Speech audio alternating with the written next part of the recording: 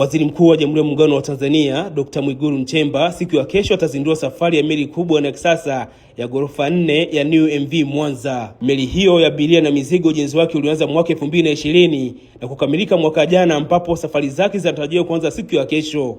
Waziri wa Uchukuzi Profesa Makame Mbarawa amezungumza jijini Mwanza na kueleza ujenzi wa meli hiyo umegharimu zaidi ya shilingi bilioni 120 na itafanya safari zake kati ya Mwanza na nchi za Uganda na Kenya. Kukamilika kwa ujenzi wa meli hiyo ni utekelezaji wa serikali ya Tanzania kukata kiu ya usafiri wa uhakika wa muda mrefu kati ya Mwanza na nchi za Uganda na Kenya.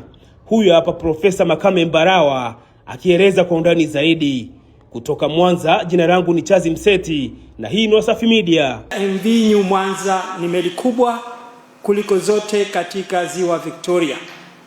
Ina uwezo wa kubeba abiria 1200 na tani 400 za mizigo pamoja na magari makubwa 3 na magari madogo 20.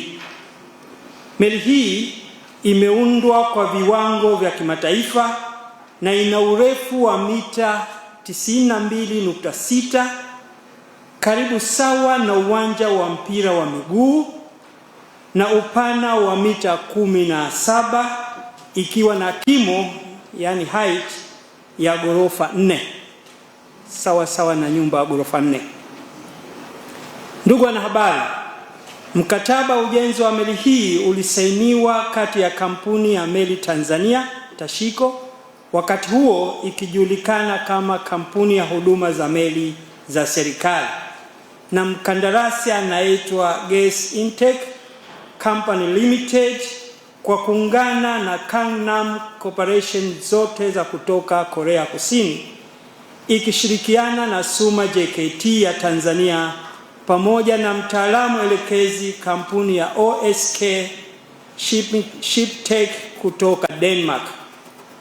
Ushirikiano huu umewezesha uhamisho wa teknolojia na kutoa uzoefu mkubwa kwa wataalamu wetu wa ndani. Ujenzi wa meli hii umetumia gharama ya shilingi bilioni 120.562. Ndugu wanahabari, wakati serikali ya awamu ya 6 inaingia madarakani, mradi huu ulikuwa umefikia asilimia 40 tu ya utekelezaji, huku mkandarasi akiwa amelipwa shilingi bilioni 40.644. Tunaishukuru sana serikali ya awamu ya 6 chini ya uongozi mahiri wa Mheshimiwa Dr. Samia Suluhu Hassan, Rais wa Jamhuri ya Muungano wa Tanzania, ambayo imewezesha mradi huu kukamilika kwa kutoa kiasi chote cha fedha cha shilingi bilioni 79.918 zilizokuwa zimebaki ili kukamilisha mradi huu. Ujenzi wa meli huu umechukua muda mrefu kidogo, na katikati hapa kumepita changamoto nyingi, changamoto za Uviko 19 kama mnavyofahamu. Si mradi huu tu, miradi mingi iliathirika, na hata ukiangalia bei ya chuma, kwa wale wanaofanya utafiti waangalie wakati tunasaini mkataba bei ya chuma kwenye World Index ilikuwa ni kiasi gani, na baadaye mwaka 2025 tuliposema hiyo bei mpya ilikuwa ni kiasi gani. Utaona tofauti ni kubwa sana. Hata hivyo tumeweza kubagain na tumeweza kuokoa fedha nyingi kutokana na muda ambao ilijengwa meli.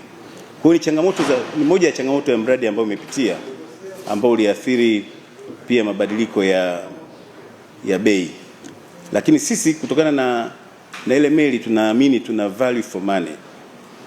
Pale tuna meli kubwa yenye uwezo mkubwa ya kisasa, ambayo kwa gharama hiyo bado duniani kote tunasema kwamba tumepata bei nzuri.